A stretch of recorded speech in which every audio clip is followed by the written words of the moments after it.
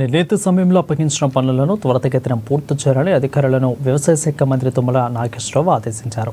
Khammam MLA camp కార్యాలయంలో irrigation శాఖ అధికారులు, పర్యాటక శాఖ అధికారులు, ఇక రెవెన్యూ శాఖ అధికారులతో సమీక్షించారు.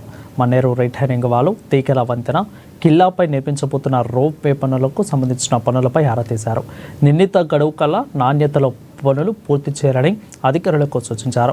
వేల కోట్లు ఖర్చు పెట్టి ప్రజలకు ఉపయోగపడకపోతే వ్యర్థమని, ఖర్చు పెట్టే ప్రతి పైసా ప్రజలకు ఉపయోగపడాలని మంత్రి అన్నారు.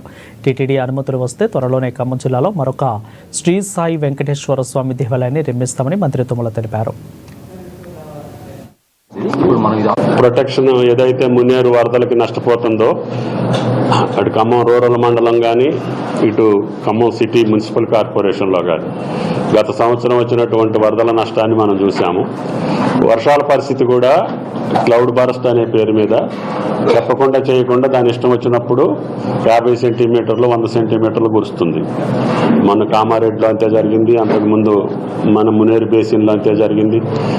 సరే, నేను కేంద్రాన్ని అడిగితే జమ్మూ కాశ్మీరు ఆ ఎమ్మట ఇంకా ఎక్కువ కురిసిందని చెప్తున్నా అమిత్ షాజీ. ఆయనతో కూడా చెప్పాము. అయినా సరే మన పరిధిలో ఈ సంవత్సరం మళ్ళీ ఫ్లడ్ సీజన్ కల్లా ఈ యొక్క ప్రొటెక్షన్ వాల్స్ కంప్లీట్ చేయాలి. It is cost about 690 crores. Land acquisition కొంత పని ఉంది. అది కలెక్టర్ గారు, జాయింట్ కలెక్టర్ గారు, ఆర్డీఓ గారు, డిపార్ట్మెంట్ దాన్ని ఇమీడియట్గా చేయమని చెప్పాము. సైమల్టేనియస్గా చేసుకుంటూ రమ్మంటున్నా. పైనుంచి చేసుకుంటూ వస్తే దానికి ఒక పద్ధతి ఉంటుంది, దానికి కథ ఉంటుంది, దానికి ఏం చేయాలో అట్లా చేద్దాం. రెండవది వచ్చి కేబుల్ బ్రిడ్జ్.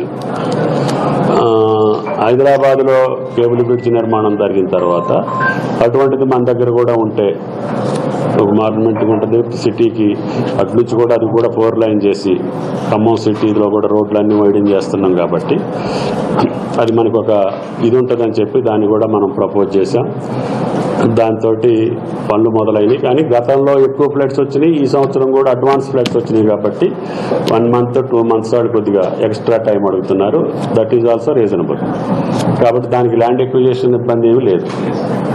ఎవ్రీథింగ్ క్లియర్ చేసాం. ఆ పక్క ఈ పక్క భూసేకరణతో వాళ్ళకి ఏ మొత్తం ఇబ్బంది లేదు. ఇక వాళ్ళ వర్క్కి సంబంధించి అంతా టెక్నికల్ వర్క్ కాబట్టి, వర్కింగ్ సీజన్ కాబట్టి ఈ 3 నేను రివ్యూ చేయాలని. ఎందుకంటే నిన్నటి దాకా మనం ఎంత చెప్పినా వర్షం వస్తే పని చేయలేరు.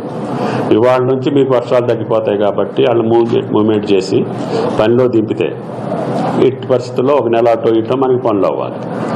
దాంతో పాటు మీరు మనం చాలామంది వచ్చారు, దేవరపల్లి NHA అది కూడా ఎందుకు డిలే అయిందంటే మనకి అంతకుముందు దంసలాపురానికి ఎగ్జిట్ ఒరిజినల్ ప్లాన్లో లేదు.